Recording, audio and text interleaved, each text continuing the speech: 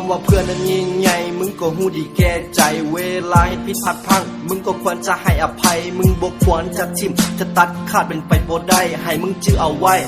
คำว่าเพื่อนนั้นอยู่ที่ใจเวลาเขาล้มมึงควรพยุงเขาขึ้นมาเวลาโศกเศร้าควรเฮ็ดให้เขานั้นเฮฮาเวลาเขามีน้ำตามึงควรจะอยู่ข้างๆเวลาเขารู้สึกอ้างว้างหมดหนทางจะเดินต่อมึงควรบอกเขาอย่าเฝ้าโทษอย่าเฝ้าโทษชีวิตบ่ได้หมดเท่านี้ความหวังยังมีจงเดินไปต่ออย่าไปง้อโชคชะตาตื่นสมากับมือใหม่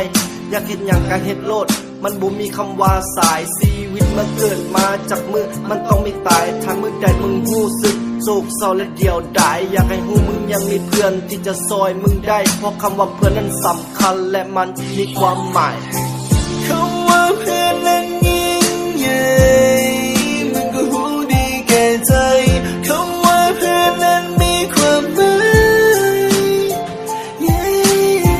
ถ้าหากวันใดมึงหนึ่งท้อ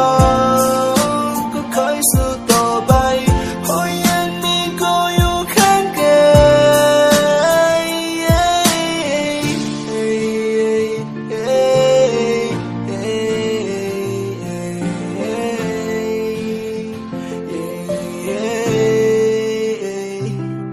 เพื่อนกินนั้นหาง่ายเพื่อนตายนะหายากแต่ถ้าบ่เริ่มจากเพื่อนกินแล้วจะมีเพื่อนตายมันก็ยากนิสัยบ่เข้ากันมันบ่แม่นเรื่องใหญ่ผิดกันเพียงเรื่องเล็กน้อยจะตัดขาดกันเป็นไปบ่ได้ให้รู้ไว้คำว่าเพื่อนมันบ่มีคำว่าเลิกมันบ่คือคำว่าแฟนคบกันแป๊บเดียวเดี๋ยวก็เฮิร์ตอยากบอกให้มึงฮู้และให้มึงเข้าใจเพื่อนกินที่มึงนั้นมีจากมืออาจเป็นเพื่อนตายมึงได้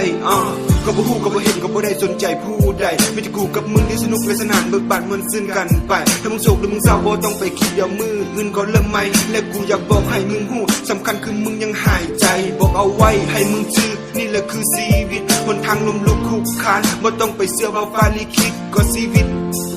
มันต้องเดินต่อไปตราบใดมีเพื่อนข้างๆเฮาจะสู้กันไปคำว่าเพื่อนนั้นยิ่งใหญ่